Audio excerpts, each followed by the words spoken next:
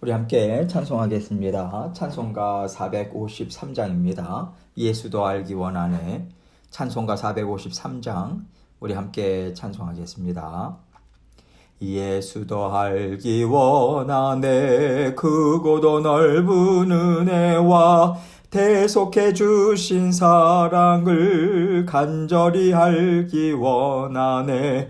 내 평생의 소원, 내 평생의 소원, 대속해 주신 사랑을 간절히 알기 원하네. 성령이 스승 되셔서 진리를 가르치시고 거룩한 뜻을 깨달아 예수를 알게 하소서.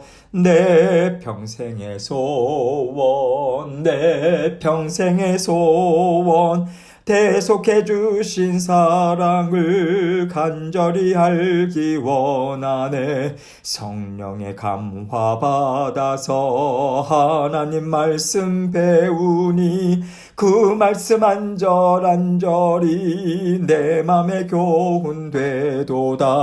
내 평생의 소원, 내 평생의 소원, 대속해 주신 사랑을 간절히 알기 원하네.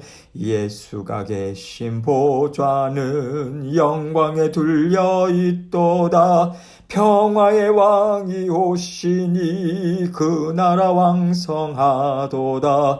내 평생의 소원, 내 평생의 소원, 대속해 주신 사랑을 간절히 알기 원하네. 아멘. 기도하겠습니다. 하나님 아버지 감사합니다. 오늘도 아버지 하나님께서 저희에게 새날 주셨습니다. 아버지 하나님의 은혜에 온전히 의지해서 우리 아버지 하나님께서 모든 일을 다스리시고 우리의 삶을 아버지 하나님께서 눈동자같이 지켜보아여 주신다는 것을 믿는 믿음으로 주님과 함께 동행하는 오늘의 하루의 삶이 될 수 있도록 도와주옵소서. 더욱더 굳건한 믿음 주시고 우리 사랑하는 모든 성도님들의 생업과 육신의 건강도 책임져 주셔서 더욱더 주님을 닮아가고 또 아버지 하나님의 말씀으로 승리하는 믿음의 역군들로 성장하고 자라날 수 있도록 은혜에 은혜 베풀어 주옵소서. 오늘도 그 자리로 힘있게 달려나가라고 아버지 하나님의 말씀 주십니다. 저희 각자에게 들려주시는 주님의 음성 듣게 하시고 주님 말씀 따라 오늘도 승리할 수 있도록 도와주옵소서. 예수 그리스도의 귀하신 이름으로 기도합니다. 아멘. 하나님 말씀 마태복음 21장 1절로 5절입니다. 마태복음 21장 1절로 5절 말씀 제가 읽습니다. 그들이 예루살렘에 가까이 가서 감람산 벳바게에 이르렀을 때에 예수께서 두 제자를 보내시며 이르시되 너희는 맞은편 마을로 가라. 그리하면 곧 매인 나귀와 나귀 새끼가 함께 있는 것을 보리니 풀어 내게로 끌고 오라. 만일 누가 무슨 말을 하거든 주가 쓰시겠다 하라. 그리하면 즉시 보내리라 하시니 이는 선지자를 통하여 하신 말씀을 이루려 하심이라. 일러스되 시온 딸에게 이르기를 너의 왕이 너에게 임하나니 그는 겸손하여 나귀 곧 멍에 매는 짐승의 새끼를 탔도다 하라 하였느니라. 아멘. 하나님께서 예수 그리스도를 통한 구원을 약속하셨고요.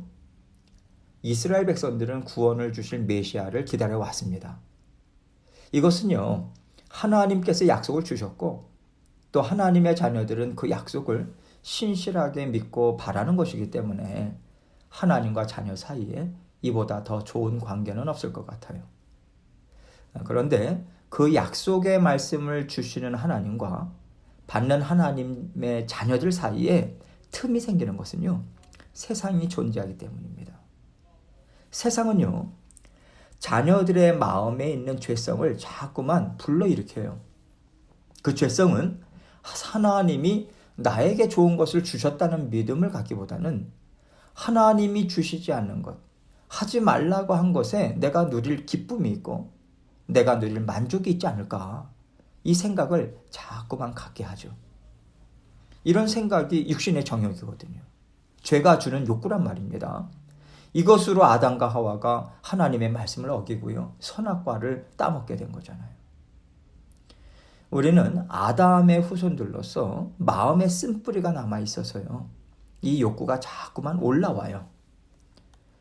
그래서 하나님의 약속을 기다리는데 세상이 자꾸만 비집고 들어와서 그 약속을 세상이 주는 기쁨, 세상이 주는 인정과 만족으로 자꾸만 물들어가게 합니다. 그러다 보니까 예수님이 메시아로 오신 그때에 메시아가 이 땅에 오실 것을 믿고 길을 준비해야 되는 사람들은요, 세상에 철저하게 젖어 들어가 있어서 하나님이 주신 말씀을 따라 메시아를 기다리는 것이 아니라 육신이 원하는 메시아를 자신들이 기다리는 왕이요 구원을 이룰 자로 대망하고 있었던 거죠. 하나님의 말씀을 변질시키고요.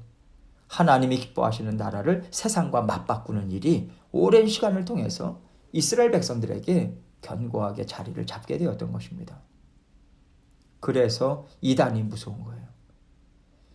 이단 그 집단에는요, 세상을 사랑한다고, 세상에서 잘 먹고 잘 살고 성공하는 게 최고야 라고 대놓고 말하고 또 행동하는 사람들이 모이는 것이 아니에요. 그래도 어떻게 하면 내가 세상과 구별되고 하나님께 더 가까이 나아갈 수 있을까?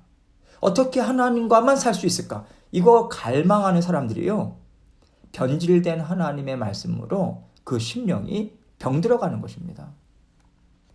병드는 가운데도 그들은 잘 살고 있다고 믿고 있어요. 나는 하나님이 주신 약속의 말씀을 붙잡고 있어. 잘못됐을 리가 없어. 이 굳건한 믿음이 있기 때문에 이단들이 사라지지 않는 것이고요. 이단의 무리들이 오히려 세상과 구별돼서 사는 것을 더 수월하게 이루는 것 같습니다. 반드시 하나님의 정신과 하나님의 마음, 하나님이 어떤 나라를 이루실 것인지를 알고요, 그것을 토대로 한 하나님의 말씀에 대한 이해와 연구가 이루어져야 되는데 그거 다 무시하고요, 사람의 생각, 사람의 욕심, 사람이 추구하는 것, 그것 위에서 말씀을 공부해요. 그렇게 되면 다 세상에 물들어서요, 하나님이 아닌 세상신을 섬기는 말로 변질될 수밖에 없는 거죠. 그래서 예수님께서는 온 인류에게 구원을 주러 오셨지만 하나님의 자녀들에게 예수 그리스도를 통해서 이룰 하나님 나라의 성격, 하나님 나라의 목적, 그 나라를 이루는 방법, 그 나라에서 상을 얻는 방법, 또 그 나라에서 만족과 기쁨을 누리면서 살아가는 방법이 무엇인가, 이것에 대해서도요 철저하게 예수님은 가르쳐 주고 계신 것입니다. 오늘 본문 말씀은요, 예수님이 십자가에 달리시기 일주일 전에 있었던 일이에요. 얼마 남지 않았죠. 이제 십자가에 달려 죽으시기 위해서 예루살렘 입성 준비를 하시는데요, 이때에 예수님께서는 이 땅의 뜻을 이루기 위한 메시아가 아니다, 이것을 제자들뿐만 아니라 모든 군중들에게도 명확하게 보여주길 원하십니다. 이제는 하나님의 뜻을 온전히 이룰 때가 되었기 때문에 더 이상 예수님께서 피하시거나 하나님의 뜻이 무엇인가에 대해서 비유의 말씀을 들어서 전할 이유가 없게 된 거예요.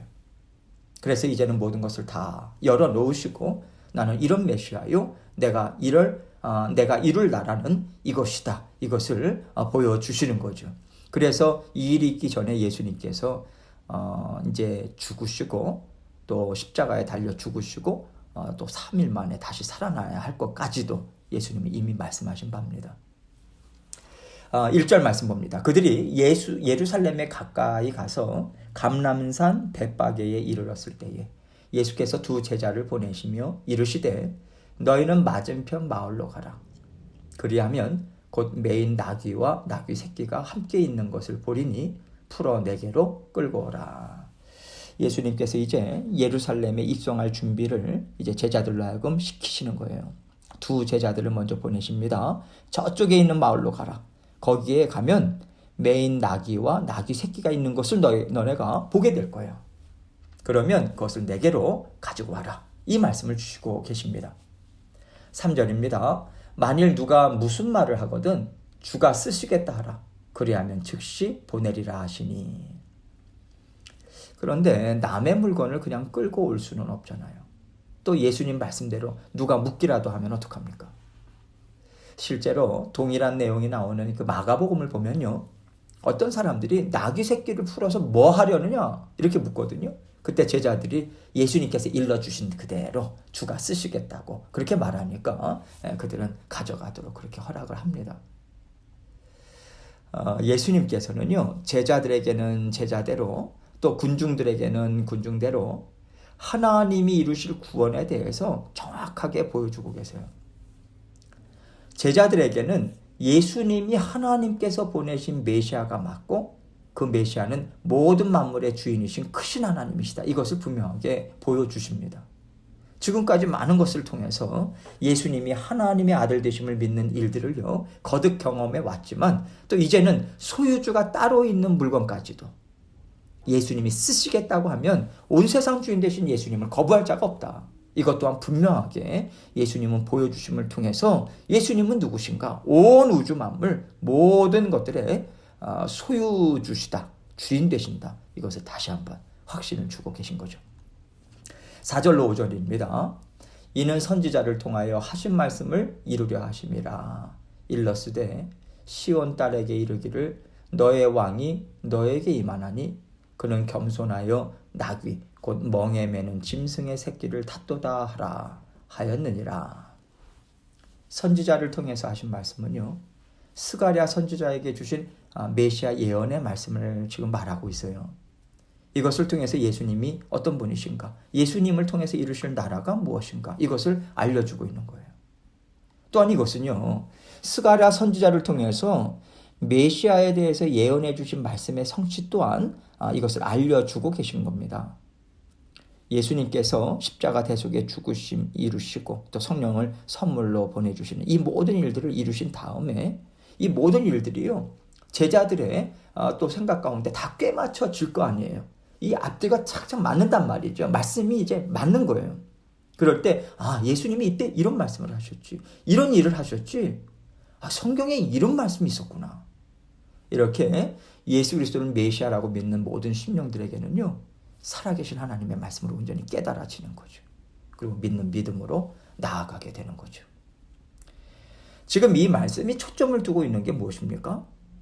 예수님이 나귀 새끼를 타셨다. 이것이고요. 그 나귀를 뭐라고 이야기하냐면 멍에 매는 짐승이라고 표현하고 있어요. 그리고 예수님이 나귀 새끼를 타신 이유가 무엇인가? 그는 겸손하기 때문이다. 이렇게 우리에게 알려주고 있습니다.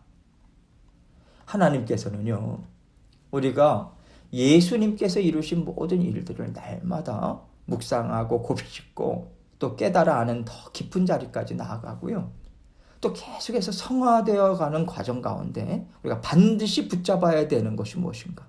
닮아야 하는 예수님의 모습이 무엇인가? 깨달아 알아야 하는 진리가 무엇인가? 이러한 것들을 계속해서 알려주시고 하나님의 성품, 하나님의 나라, 그 정체성 이것을 우리에게 보여주기를 원하시는 거예요. 예수님께서는 지금 하나님의 자녀들이라면 반드시 무거운 멍에를 자기들이 메고 있는 무거운 멍에를 예수님께 내어드려야 한다라고 하는 것을 보여주고 계세요. 예수님이 멍에를 메는 나귀를 타고 가신 것은요. 하나님의 나라는 내가 이렇게 너희들의 모든 무거운 짐을 다 지고 다 하나님의 말씀, 하나님의 은혜, 하나님의 능력으로 깨끗하게 하고 하나님이 기뻐하시는 뜻만 이루고자 애쓰는 그 삶을 통해서 이루어진다라고 하는 것을 또한 가르쳐 주고 계신 것입니다.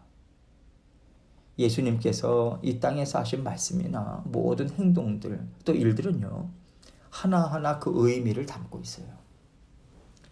그래서 우리는 성경 말씀 가운데 어느 것도 소홀히 여긴다던가 이것보다 더 중요한 것은 없다고 어느 한 가지만 붙잡거나 그 말씀에 치우쳐서는 안 돼요.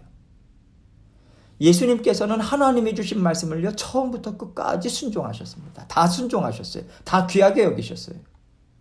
하나님이 말씀을 통해서 뜻을 이루신다라고 하는 것을 철저하게 믿고 말씀을 의지했습니다. 그래서 우리가 하나님을 사랑한다고 하고 하나님의 나라를 이루겠다고 할 때 하나님의 말씀을 얼마나 귀담아 듣고 그 하나님의 말씀을 내가 소홀히 여기지 않으려고 몸부림치는가 이것을 생각해야 돼요. 내 마음에 맞지 않아도 하나님의 말씀이 그러하다면 우리는 하나님의 말씀을 쫓으려고 해야 합니다. 하나님의 말씀과 내 생각이 부딪힐 때 아무리 사소한 것이라도 예수님께서 사소한 것까지도 귀하게 여기시고 말씀에 순종해서 우리를 구원하셨는데 나도 순종하고자 애를 써야지. 이런 마음으로 사소한 일부터 큰 일까지 순종하고자 애써야 돼요. 그럴 때 하나님은 그것이 예수 그리스도의 뒤를 따라가는 제자의 삶이다. 그것이 예수 그리스도가 십자가에 달려 죽으시면서 허락하신 구원을 만끽하고 만족하면서 은혜를 풍성하게 누리는 아름답고 복된 삶이라고 인정해 주시는 것입니다. 예수님께서 나귀를 타고 입성하시는 모습을 통해서요, 제자들과 모든 이스라엘 백성들, 특별히 바리새인과 군중들 각자가 받은 충격이 조금씩 다 다를 거예요. 그러나 본질적으로 그 충격받은 깊숙한 곳에 들어가 보면요, 뿌리는 하나예요. 육신의 정욕입니다. 이 땅에서의 삶을 사랑하는 거죠. 그렇기 때문에 예수님께서 나귀를 타고 입성하신 것과 채찍질을 당하시고 십자가에 달려 죽으심은요, 우리의 죄성과 정면으로 충돌하는 일이에요. 그리고 예수님께서 이 땅에 다시 오시는 날, 날카로운 칼날처럼 얼마나 섬세하고 정확하게 하나님을 따르는 자들과 하나님을 부인하는 자들을 나눌 것인지, 얼만큼 차갑고 정확한 공의의 하나님이신지를 우리는 분명하게 보게 될 것입니다. 하나님의 말씀은요, 중간이 없어요. 그래서 예수 그리스도를 통한 구원에도 중간이 없습니다. 지킬 것이냐, 포기할 것이냐, 둘 중에 하나예요. 하나님의 말씀이 선포될 때는 우리가 항상 이 마음으로 말씀을 받아야 합니다. 하나님을 따를 것이냐, 세상을 따를 것이냐. 이렇게 생각을 해야지, 따르면 더 좋겠지만 안 따라도 좀 괜찮겠지. 이 중간에 머무르고자 하는 심령으로 우리가 타협을 하면요, 우리의 신앙이 점점 미지근해져서요, 하나님이 뱉어버리는 자리까지 우리가 전락해버릴 수 있다라고 하는 이 경각심을 우리가 가져야 합니다. 예수님께서 지금 담대하게 보여주고 계시잖아요. 나는 이런 메시아라고. 나는 이런 나라를 이룰 것이라고. 귀 있는 자는 듣고 볼 수 있는 자는 보라고. 우리에게 말씀을 선포해 주고 계십니다. 우리 모두 하나님의 말씀을 더욱더 듣고자 하고 또 온전히 순종하고자 해서 예수 그리스도와 함께 기뻐하고 즐거워하는 그러한 천국에서의 삶을 날마다 살아가시는 저와 여러분이 되시기를 주님의 이름으로 축원합니다. 함께 기도하겠습니다. 하나님께서 우리에게 예수님의 공생의 삶을 하나하나 다 드러내 보여주고 계세요. 무엇을 깨달아 알아야 하는지, 이 말씀을 통해서 내가 지금 어떠한 찔림이 있는지, 하나님께서 어떠한 마음의 두드림을 또 우리에게 주고 계시는지 우리가 분명히 알고 있습니다. 하나님 앞에 온전히 드러내놓고 용서를 빌고 또 아버지 하나님 앞에 기도하며 나아가도록 하겠습니다. 기도하시겠습니다.